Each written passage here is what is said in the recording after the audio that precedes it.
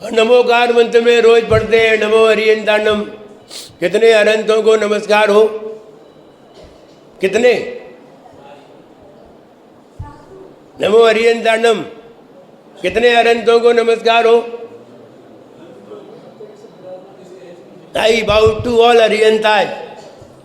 जितने भी अनंत भगवान है सबको मेरा नमस्कार हो। लेकिन कोई ये कहने लगे नहीं नहीं मेरा तो आदिनाथ को ही नमस्कार हो, मेरी श्रद्धा तो आदिनाथ पर ही है और किसी पर नहीं है। और ऐसा कहने वाला अपने आप को सम्यक दृष्टि और समझे, क्या कहेंगे आप उसे? अनुपम जी, आप तो विद्वत श्रेणी में आते हैं।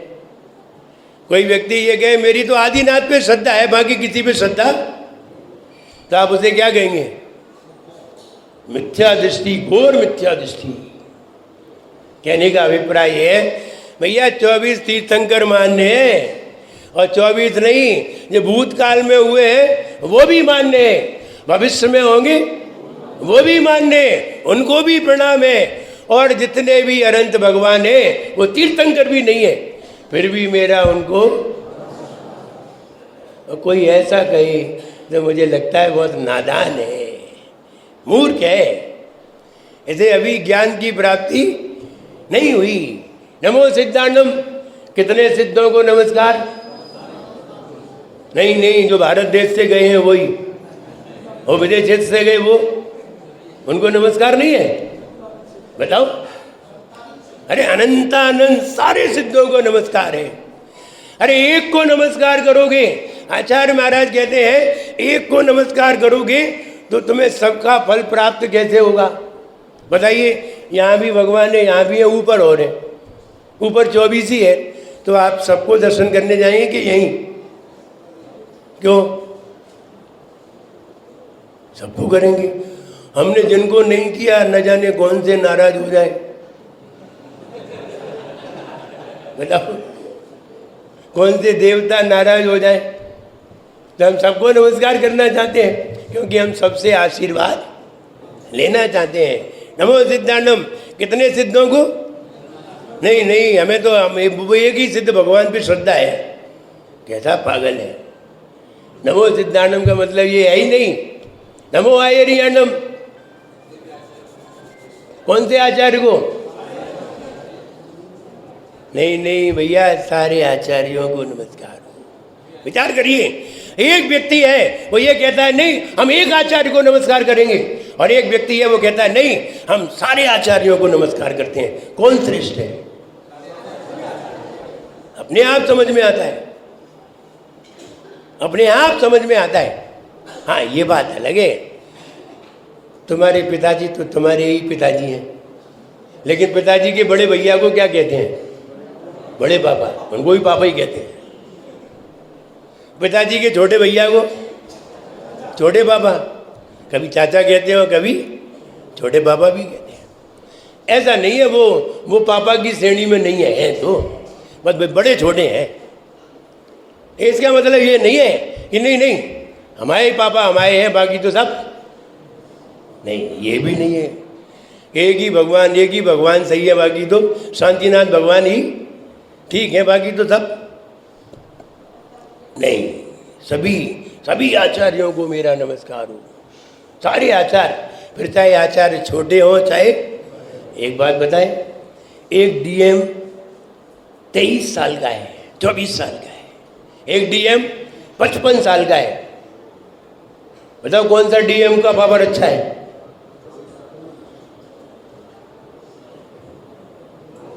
कौन सा डीएम पावरफुल है? दोनों पावरफुल है। नहीं नहीं, हम तो वो 55 वाले को करेंगे, तो 23 वाला तुम्हें भीतर कर देगा जिस दिन आ गया उस दिन। इसलिए सभी को एक ही अथॉरिटी है, सभी का एक ही सिद्धांत है और सभी के पास एक ही पावर है। इसलिए नमो आयरियाणम कितने आचार्य? सभी आचार्यों को। कोई व्यक्ति कहता है मेरी एक पे ही श्रद्धा है, तो 3 कम 9 करोड़ पे क्या है? 3 कम 9 करोड़ मुनिराज किसके लायक है? श्रद्धा के लायक है कि आदर के लायक है? श्रद्धा के लायक है। और कोई कहे मैं मेरी तो एक पे ही श्रद्धा है, इसको क्या कहा जाए? समझदार? मुझे तो लगता है समझदारी की कमी है। हम तो 3 कम 9 करोड़ मुनिराज का आशीर्वाद पाना चाहते हैं, और 3 कम 9 करोड़ मुनिराज की काउंटिंग तो आपको भी नहीं मालूम होगी। बताओ मालूम है?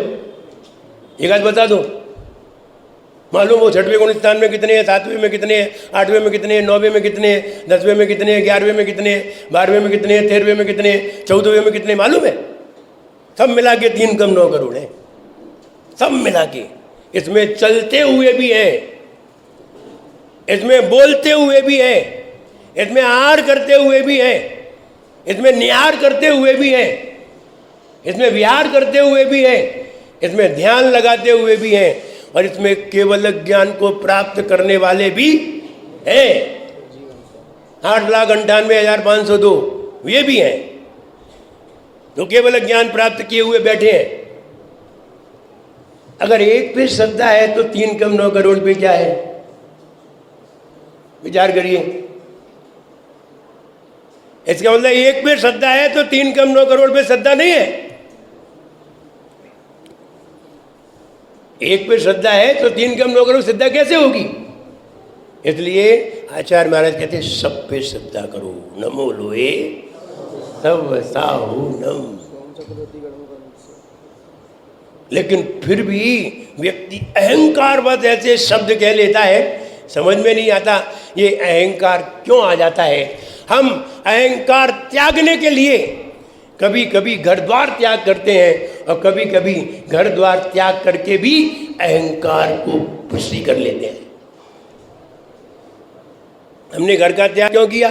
अभी घर होता हमारा, हम कहें मेरा घर इतना बड़ा है, अहंकार होता ही है। मेरे पास 4 कार है, अहंकार होता ही है। मेरे पास करोड़ रुपया है, अहंकार होता ही है। लेकिन जिसके पास कुछ नहीं है उसे वो किस पे अहंकार करें?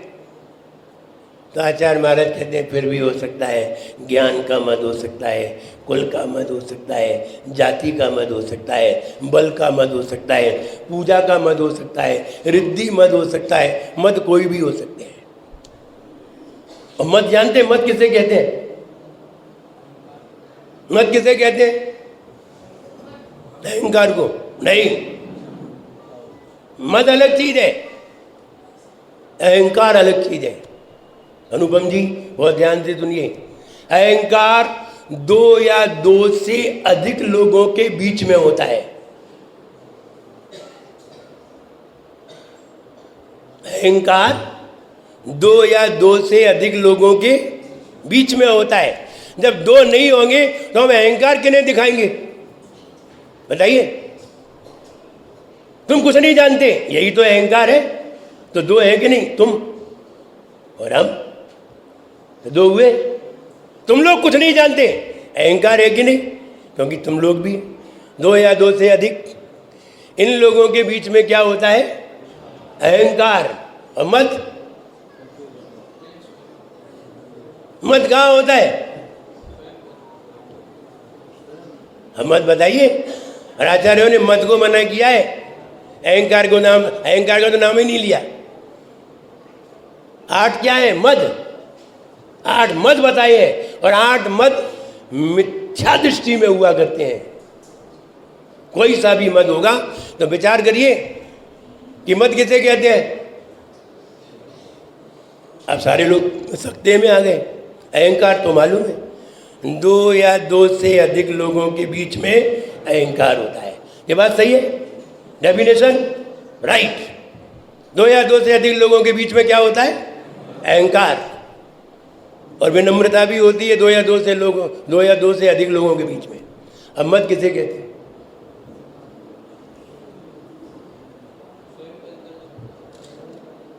स्वयं के अंदर। वो अहंकार भी तो स्वयं के अंदर हो रहा है। विचार करिए, ध्यान रहे। एक डेफिनेशन भी अगर हमें प्राप्त हो जाती है तो निश्चित मानिए आपके ज्ञान का एक तंतु तो खुल ही जाता है। मद उसे कहते हैं जो अकेले में होता है। इसके लिए दो लोगों की आवश्यकता नहीं है। जो अकेले में हो वो मद, और दो या दो से अधिक लोगों के बीच में हो वो अहंकार।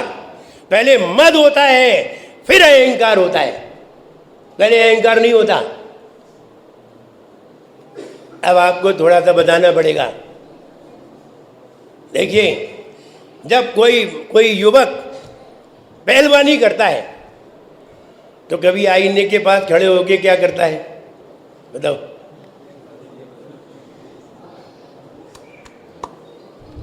कोई है उसके पास? वो अकेला, देखा मैं कितना ताकतवर हूं, अकेला ही तो है। कौन सा मत? बल मत आया। कौन सा मत?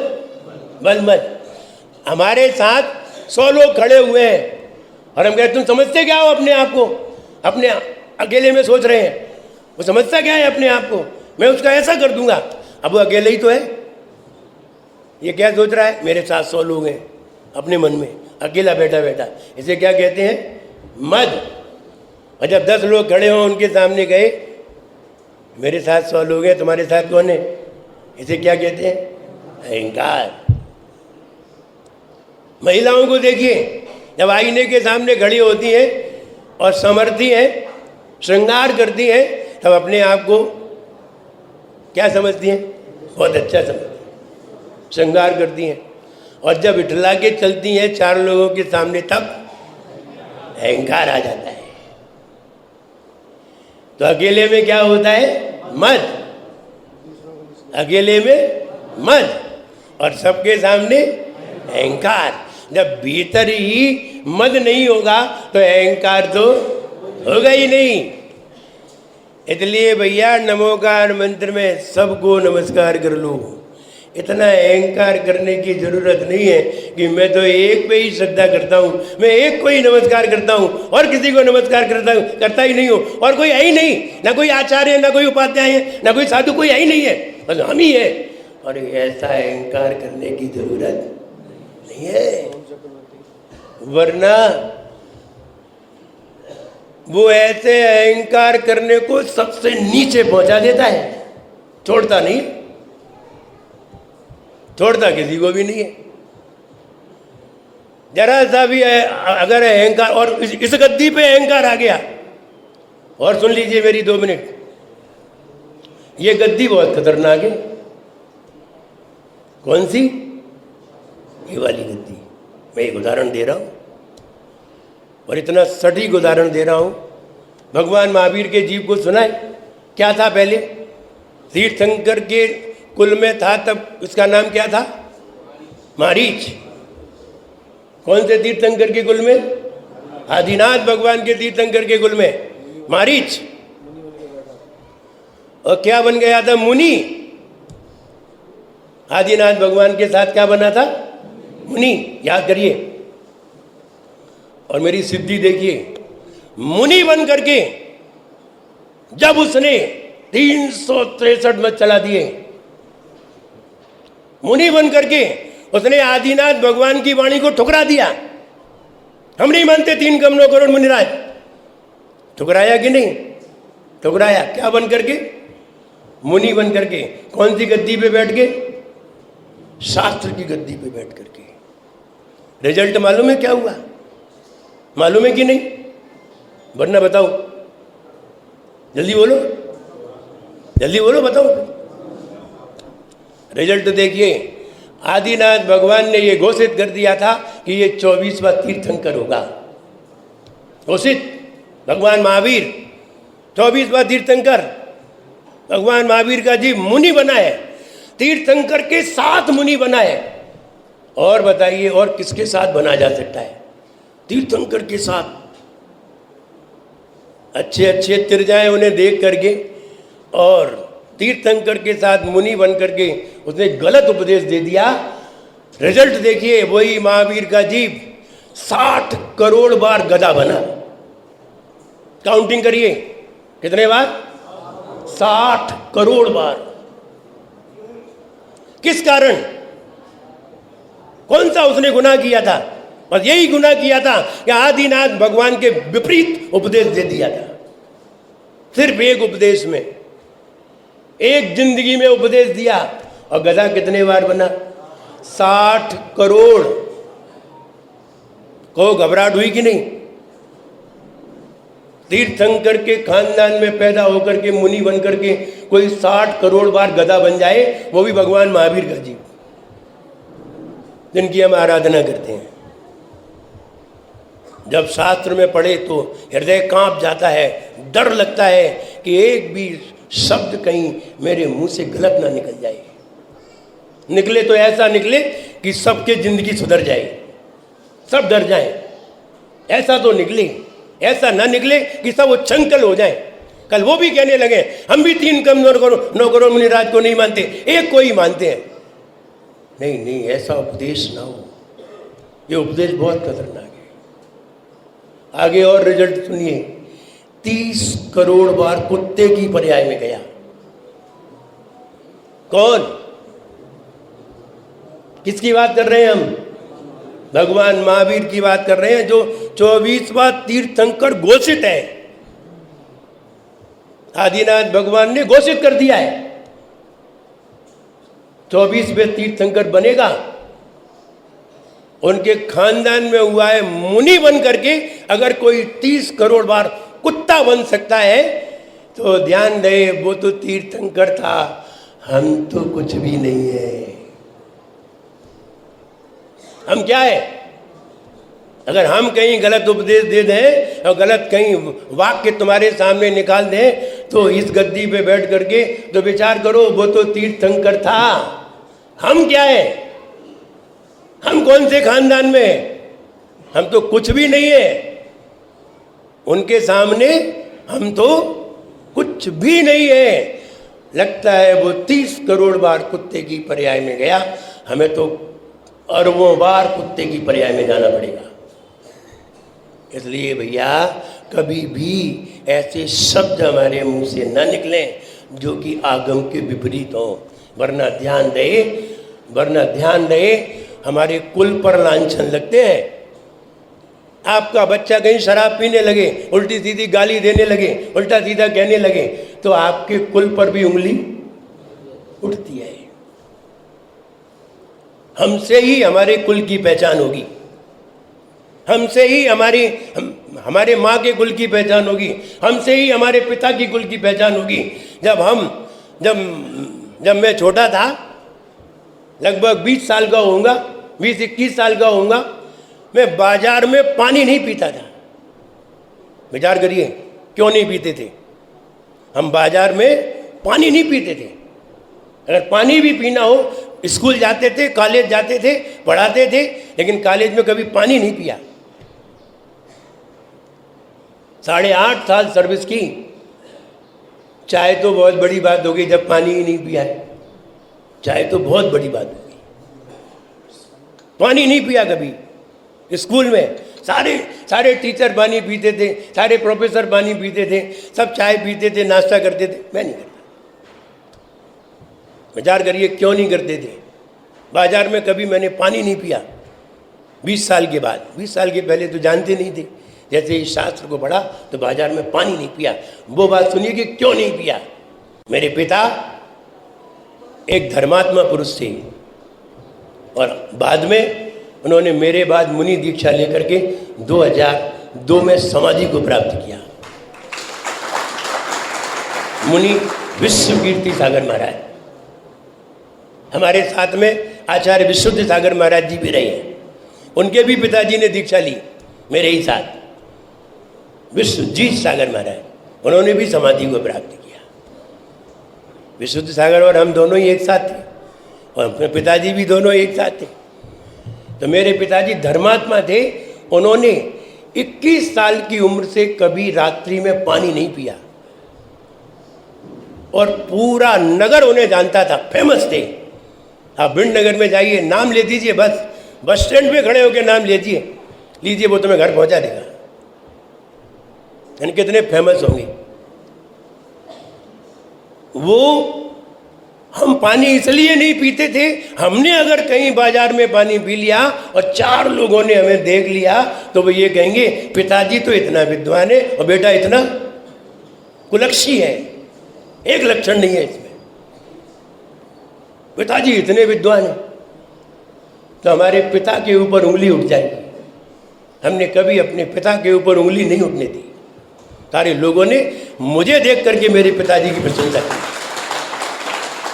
वही ऐसे ही कार्य किए जाएं कि आपको देख करके आपके कुल की प्रशंसा हो, तो निश्चित है आपका जीवन भी धन्य होगा और आपको भी प्रसन्नता होगी। हम ये कहें कि नमोकार मंत्र में हम कितने भगवान को नमस्कार कर रहे हैं, और 3 कम 9 करोड़ जानना है कि नहीं? हाँ, जानना तो सब है, आदि जानना है। बोले कल भी तो आएगा। 6वें गुणस्थान में 5,93,98,206, 7वें गुणस्थान में 2,96,99,103, 8वें गुणस्थान में 897, 9वें गुणस्थान में 897, 10वें गुणस्थान में 897, 11वें गुणस्थान में 299, 12वें गुणस्थान में 598, 13वें गुणस्थान में 8,98,502, 14वें गुणस्थान में 598, कुल मिलाकर के 3 कम 9 करोड़ होते हैं। इतने मुनि महाराज को हम सवेरे उठ करके भावपूर्वक नमोस्तु करें। सारे मुनिराज का तुम्हें आशीर्वाद प्राप्त होगा। इसलिए ऐसी ही भावना रखें जिससे हमारे अंदर सम्यक दर्शन की भूमिका प्राप्त हो और अगले जन्म में हमें फिर मनुष्य भाव प्राप्त हो। ध्यान रहे, हम ये ना सोचें कि हम मुनि बन गए हैं तो हम निश्चित मोक्ष जाएंगे। ध्यान रहे, वो तीर्थंकर भी 30 करोड़ बार कुत्ते की पर्याय में जा सकता है। तो हम अपने आप पर इतना घमंड न करें, बल्कि विनम्र बने और विनम्र बनते हुए अपने भाव को विनम्र बनाते हुए जीवन को मंगलमय बनाएं, तभी हमारा जीवन सफल होगा। सबके लिए मेरा खूब आशीर्वाद है, यहाँ की समिति के लिए, और सभी लोगों ने श्रीफल चढ़ाया है और सबने चाहा है कि महाराज हमारे यहाँ भी आए। बिल्कुल, हम सबके यहाँ जाना चाहते हैं। तुम भले ही हमारे पास ना हो, हम तुम्हारे पास जरूर जाना चाहते हैं, क्योंकि सब लोग हमारे पास नहीं आ पाते, लेकिन हम तो सबके पास चले जाते हैं। बताओ, हमें लेने गए थे तो हमारे ये लोग गए थे 8-10 लोग, और हम आए हैं तो हमें 50 घर मिले हैं। हम सबके घर आए कि नहीं? तुम हमें लेने तो नहीं गए सारे लोग, लेकिन हम सबके घर जरूर आए। हम सबके घर जाएंगे। अभी गुमास्ता नगर वालों ने श्रीफल समर्पित किया है। 5 दिन बाद गुमास्ता नगर भी हम आएंगे, और आगे आगे जैसे भूमिका बनती जाएगी हम आगे और बताते जाएंगे। फिर निश्चित कर देंगे कि इसके बाद उनके यहाँ, इसके बाद वहाँ, सबके यहाँ जाना है। पूरी इंदौर की कॉलोनी हमें देखना है, चाहे हमें 1 साल लग जाए, पूरी कॉलोनी में जाना है। और सब जगह जा कर के भक्तामर की अलग जगानी है और भक्तामर की शुद्धता भी आपके अंदर पैदा करनी है, जिससे कि आपका जीवन मंगलमय हो। आदिनाथ भगवान का सब जगह गुणगान हो, उनका गुणगान से ही हमारे जीवन का प्रथम मंगल हो, यानी प्रथम प्रहर भगवान के गुणगान से ही प्रारंभ हो, ऐसी मेरी भावना है। यहाँ 5 दिन तो मेरे पक्के हैं, 6वें दिन की मैं कह नहीं रहा हूँ। 5 दिन तो पक्के हैं अनुपम जी, 5 दिन तो फाइनल है। लेकिन एक बात बताऊँ, 5 दिन में एक काम जरूर होगा, वो काम सुन लीजिए। सब लोग, यहाँ के जितने लोग हैं सबको समाचार कर दें। एक दिन, कोई भी दिन हम चुनेंगे, एक दिन कल और परसों को छोड़ करके, एक दिन 1008 मंत्रों से भगवान का अभिषेक होगा।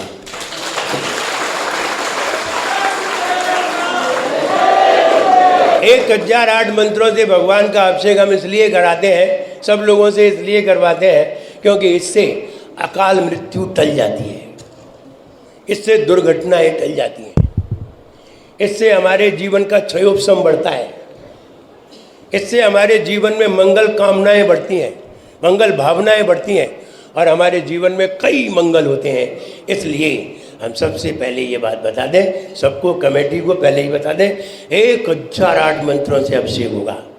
और कैसे होगा ये हम आपको आगे बता देंगे। आज इतना ही। सबके लिए मेरा खूब आशीर्वाद है, सब लोग खुश रहें, प्रसन्न रहें। देवलिया परम पूज्य आचार्य गुरुवर श्री विराग गुरुदेव की